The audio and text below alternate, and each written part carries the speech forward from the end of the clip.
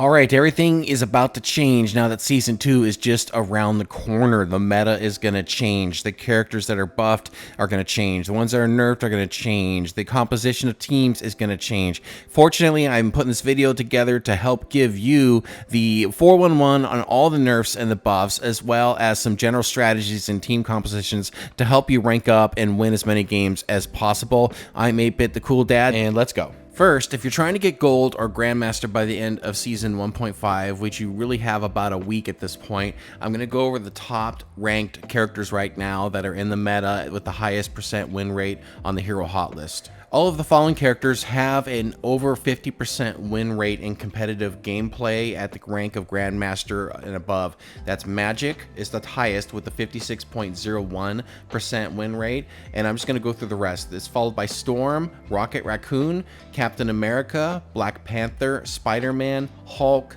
Thor, Mantis, Mr. Fantastic, Iron Fist, Wolverine, The Thing, Iron Man, Loki, Winter Soldier, Doctor Strange, Adam Warlock. Those are the top characters that have over a 50% win rate at Grandmaster above. So if you're going to be playing and trying to get a high rank as possible before the end of season 1.5, then you're going to want to use one of those characters. For season 2, let's talk about the characters that are going to be nerfed. First up is Captain America. His base health is going to be reduced from 675 to 650, and his Living Legend shield is going to be reduced from 400 to 350. Doctor Strange is also going to be nerfed. His daggers of Danak damage per projectile is going to be lowered from 18 to 16. The Maelstrom of Madness conversion ratio is going to be reduced from 1.3 to 1.2. I mean, Doctor Strange already got nerfed in season 1.5, and this is just another nerf. The Thing is going to have a little bit of a nerf. His embattled leap damage reduction is going to be lowered from 30% to 25%. Star-Lord is definitely getting a nerf. They're reducing his blaster barrage damage from 80 per second to 75. They introduce a new damage fall-off mechanic starting at 4 meters and maxing out at 80% reduction at 8 meters. Winter Soldier is getting a little bit of a nerf as well. There's an increase of his cooldown time for Bionic Hook from 8 seconds to 12 seconds, and then they've reduced the base damage of his ultimate ability from 100 to 80, but they did lower the calling threshold from 20% of maximum health to 15%. I still see this as a nerf though. While Adam Warlock just got buffed in season 1.5, he's now being nerfed at season 2. There's an increase in the cooldown for Soul Bond from 30 seconds to 40 seconds, and then his ultimate ability, the Revival, Karmic Revival, now restores 30% of a fallen ally's maximum health instead of a fixed 100 health. That's not going to be as good when he revives squishies. Cloak and Dagger's ultimate's getting a nerf. After activating her ultimate ability, Eternal Bond, the duration of the first 3 healing zones will no longer be calculated separately. Instead, they will remain active until the duration of the final healing zone ends, at which point all will be removed together. I kind of see that as a bit of a nerf, but we'll see how that plays out. Finally, Loki's getting a bit of a nerf. There's an increase in the regeneration domain cooldown from 25 seconds to 30 seconds. That's his lantern lamp ability, we call it, or his rune, which basically gives people almost pretty much invincibility during a battle. And to see a delay in the cooldown for this is just going to be a bummer for Loki mains like myself. Okay, I'm now going to list the characters that got buffed, and some of the characters might have a slight nerf, but the buffing is more of a bigger impact in my opinion, and that's why they are gonna be in this list under buffs. Starting with Hulk, he gets an increased base movement speed from 600 to 650. He gets a reduced cooldown time for Indestructible Guard from 12 seconds to 10 seconds, and he gets a decreased minimum charge time for Incredible Leap from 0.7 seconds to 0.5 seconds. Next up is Magneto, and while he does have a nerf on his ultimate ability charge, which is gonna now go from 3100 to 3400, he's actually gonna get a really incredible team up with Emma Frost, which is going to be called Magnetic Resonance, which will give him an ability to create illusions of himself and also double his shield and bubble usage. So you're still going to see a lot of Magneto in this meta, and he's really powerful. The next hero to get a buff is Penny Parker. Her Cyber Web Cluster, her main weapon, now has a chance to have a critical hit, and the reduction in movement speed when she fires that is going to be reduced from 40% to 20%. There's also going to be increase in base health for Penny from 650 to to 750. Penny Parker is absolutely slept on as a tank and a vanguard, and she is incredible, and I'm playing a lot of her, and I've played a lot of her to help climb my way to Celestial. So she's an amazing character, and I'm so excited to see her get buffed. Just when you thought Thor was powerful enough and he wasn't enough of a menace, he's getting an increase of his base health from 525 to 600, and he's also getting an increase in his base movement speed from 600 to 650. So expect to see a lot of Thors in season 2 diving you in your backline. All right, let's move on to some duelists, and in my opinion, most of the duelists actually got buffs. Some of them got slight nerfs, but really the buffs are making them more powerful. Let's start with Black Widow. They added a new effect where Black Widow can directly shoot after releasing the second kick of Edge Dancer and after using Electrical Plasma Explosion, which is her ultimate. This is going to be a big deal to about 10 people who actually use Black Widow. Next up is Hawkeye, who got some buffs. They're going to reduce the slow effect while charging the bow from 30% to 20%. They're going to increase both instances of damage from Hypersonic Arrow from 50 to 55. They're going to decrease the energy cost for his ultimate ability from 3700 to 3100 and improve the bow draw speed increase from 1.35 times to 1.5 times. You're going to see a lot more Hawkeyes in season 2, so it's good to start practicing him. Now, Hela did get a slight nerf on her mobility. There's an increased cooldown time for Astral Flock from 12 seconds to 15 seconds. However, there's an increased spell field damage from Piercing Knight to 30 to 35, and a decreased cooldown time from Soul Drainer from 12 seconds to 10 seconds. So she's going to be more dangerous and more of a menace. I don't see the mobility being much of an issue with her, so I'm going to say buff. The next buff is Human Torch. He gets a reduced attack interval for Fire Cluster from 0.6 seconds to 0.5 seconds. The launch timing of the primary attack projectile has been advanced. He also gets an increase in cooldown for Flaming Meteor from 12 seconds to 15 seconds. It's a little bit of a nerf, but he does get a new effect. After releasing Flaming Meteor, immediately he gains 75 bonus health, which will start to fall off 3 seconds later at the rate of 30 per second. Again, I'm going to say overall buff, especially when one of his abilities creates health for him. Iron Man is all buffs. They're slightly reduced his hitbox size, and he also gets a new feature where he gains 100 bonus health, activating Armor Overdrive or Gamma Overdrive that will start to fall off 5 seconds later at a rate of 30 per second. Wow, so he's harder to hit, and he gets health when he activates his ability. That's pretty good. With Iron Fist, it's a little bit of a nerf. They reduced the bonus max health gain from Harmony Recovery from 150 to 100, but they slow the fall off rate of that health from 25 per second to 15 per second. They lower the fixed damage of Yatji Chung Kun from 10 to 9, but they increase the percentage damage of the enemy's max health per strike from 1.7% to 2.1%. They decrease also the cooldown of Kun Lung Kick from 12 seconds to 10 seconds. I would say this is buff, and I think they want Iron Fist to attack more tanks, especially with everyone playing Emma Frost. We'll see how this plays out, but I'd say this is a buff for Iron Fist. All right, so Mr. Fantastic got a lot of buffs. Bear with me here. They increased his base health from 350 to 375. They boost the damage of Stretch Punch from 60 to 65 and from 75 to 80 while in inflated state. His Flexible Elongation new effect, enemies within range now suffer a 35% slow effect. They reduce Flexible Elongation cooldown time from 10 seconds to 8 seconds. They reduce the elasticity gain from Elastic Strength, which is a passive ability, from 30 to 20, while the elasticity provided by Stretch Punch is increased from 5 to 8. After entering the inflated state, the bonus health to himself has been reduced from 450 to 400. Now there's a new feature with him.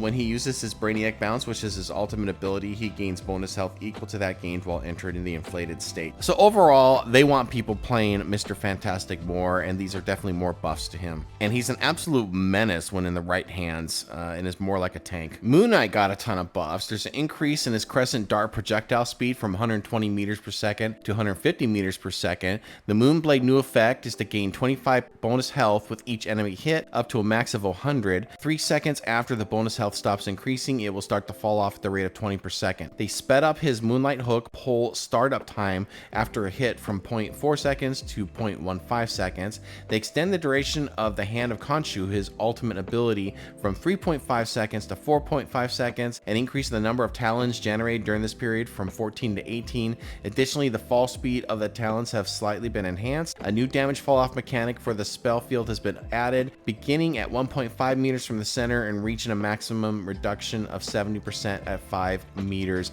Wow, they buffed his ultimate. They buffed almost everything about Moon Knight, so I think there's going to be a ton of people playing Moon Knight in the meta in Season 2. It would seem Scarlet Witch got a nerf, but really this is a buff. They removed the chaos control percentage damage while increasing fixed damage from 60 to 80%. second. They increased the Thorian burst projectile damage from 35 to 40 and the spell field damage from 35 to 40. They increased the cooldown of Mystic Projection from 8 seconds to 10 seconds and reduced phase time from 2 seconds to 1.5 seconds. So that's her mobility that's taking a hit here. They reworked the slow effect of Reality Erasure to start at 1.5 seconds instead of starting immediately, with a linear increase to a 35% slow over 3.5 seconds. So they made her ult easier to cast. They decreased her movement ability, so she's probably not going to be flanking in the back and being able to escape as quickly and easily, and she can't phase as long of a time, but she's just generating more power. And with her new team up with Doctor Strange, it's going to be a tank melter. I've seen this in action, and I know some of you hate Scarlet Witch, but I think she's an amazing character. All right, Wolverine got mostly buffs here. They increased rage gain from Savage Claw hits from 7 to 10,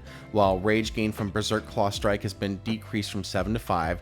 They reduced rage gain from Feral Leap from 20 to 10, and from Vicious Rampage from 20 to 15. However, rage gain from taking damage has been increased from 3 to 5. They reduced the time an enemy is knocked down after impact from Last Stand, which is his ultimate ability, from 1 second to 0.75 seconds. So a bit of a nerf here on his ultimate, a bit of a nerf on how much rage he's getting on his claw hits, but he gets more rage from taking damage. So this could be a wash. This could reward people for taking more risk with Wolverine. We're yet to find out. So Mantis gets a really important buff. However, she does get a nerf on her base health, which goes down from 275 to 250. But the effects of her healing flower and allied inspiration can be stacked now. They can be stacked. They couldn't in the past, and now they can be, for a maximum of 16 seconds. This is huge for Mantis players, and as someone who plays a lot of Mantis myself, I'm excited about this. I'm going to use her even more because I love that you can stack heal now and stack allied inspiration to increase the attacks of your allies. Raccoon's a mixed bag. I'd say it's mostly buff, but let's examine this here. They've decreased the healing area of repair mode spheres from 70 health per second to 50 health per second, but they add a new effect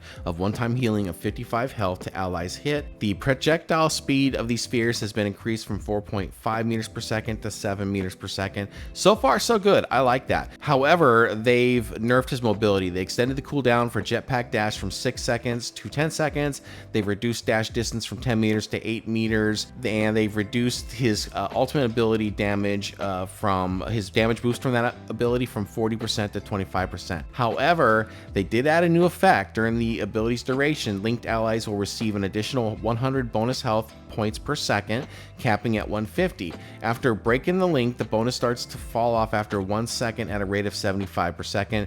Additionally, the increase of energy costs from 3,700 to 4,000. So I'd say in the end, people use Raccoon, they crawl up walls. That's mostly the escape. I don't think it's going to be a big deal for the jetpack dash and the dash distance, but the ultimate ability being able to heal is actually pretty good, and that's a lot better because a lot of people thought it was pretty useless. So we'll see how this actually plays out, but I'm open to it being a really good thing. I don't play a lot of Rocket Raccoon, but a lot of people play Rocket Raccoon, so we'll see how this goes. All right, let's go through the team up abilities here. Here's what's new. Arcane Order, which is Doctor Strange and Scarlet Witch. I mentioned this earlier. For the team up anchor, Doctor Strange gains a maximum health decrease of 100. This makes up for the nerf he got earlier in season 1.5. And then Scarlet Witch gets this new magical burst ability through her team up with Doctor Strange. And of course, this is going to make her more powerful. So I think this is going to be a good team up. It's going to be good for people who still like to play Doctor Strange. Captain America and Winter Soldier will have a team up called Stars Aligned. So as the anchor, Captain America will gain a maximum health increase of 100 and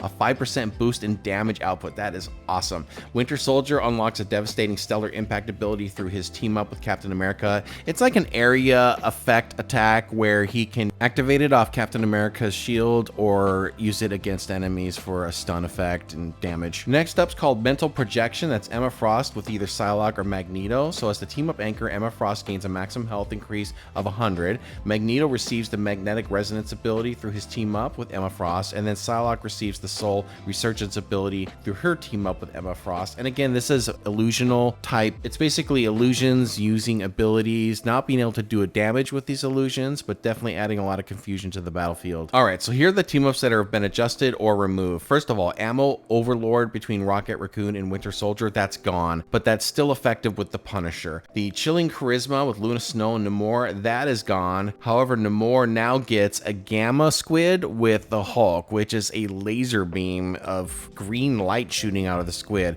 So that's incredible. Metallic Chaos between Magneto and Scarlet Witch, that is gone, since Scarlet Witch will have a team up with Doctor Strange and Magneto will have a team up with Emma Frost. The Voltaic Union between Thor, Captain America, and Storm, that is gone. No more team up for that either. Finally, let's talk about strategies and team ups that are going to be quite the meta and quite useful in season 2. And I always go for a 2-2-2 team up, which is 2 Vanguards, 2 Duelists, and 2 Strategists. That's the high percentage win. That's the highest percentage win composition for a team. So for example, this is my first suggestion. Since Hulk got a buff, I would use Hulk for one of the Vanguards. I would use Penny Parker for the other Vanguard since she got a buff. I would use Namor for one of your Duelists. I would use Iron Man for your other Duelists, and I would use Mantis and Luna for your Strategists. And this is how this works and why this would be a great team. First of all, Hulk would be in the backline of the enemy, diving and smashing around and causing all kinds of havoc. And then if the other team has people diving, probably a Thor or someone, Penny is amazing at stopping divers with her webs, traps, and mines. I think Penny is also a great place where you can station your strategists so that they can stay safe from divers like Black Panther, Spider-Man, Magic, Thor, and even Iron Fist. With critical hits now available on her main weapon and the fact she doesn't have to reload,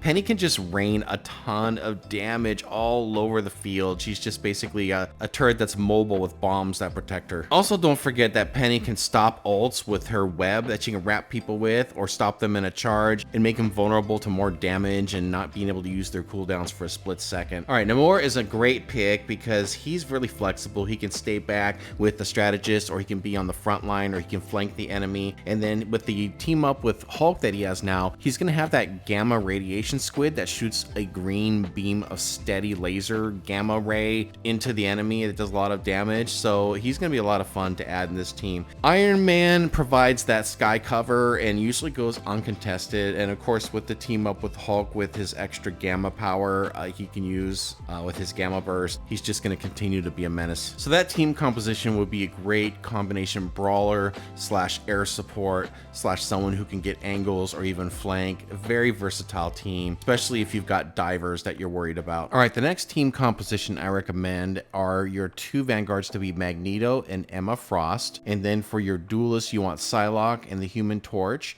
and then for your strategists you want Invisible Woman and Loki. And this team up is really cool because with that new team up between Magneto and Psylocke and Emma Frost, you'll have the power of multiple illusions in the battle. And then with Loki creating doppelgangers as well, this can add a lot of confusion to the enemy team. And then with Human Torch and Invisible Woman, there's a great team up between those 2 siblings there. Again, having air support with a character like Human Torch raining down all kinds of fire and confusing the enemy team and being uncontested could really make a difference in the match. This last team up I suggest is a great poking team with a ton of firepower, and that's going to be Doctor Strange as a Vanguard, Thor as a Vanguard, Scarlet Witch as a Duelist, Punisher as a Duelist, Rock as a Strategist, and Mantis or Luna Snow as the other Strategist. This is a great team because you'll have Doctor Strange and Thor on the front end, especially with Thor diving the enemy team a little bit to keep them on their heels, and then Scarlet Witch can be right behind Doctor Strange, just adding a ton of damage and DPS. The Punisher will have his team up with Rocket for infinite ammo, so that'll rain down a ton of bullets and DPS on the enemy team.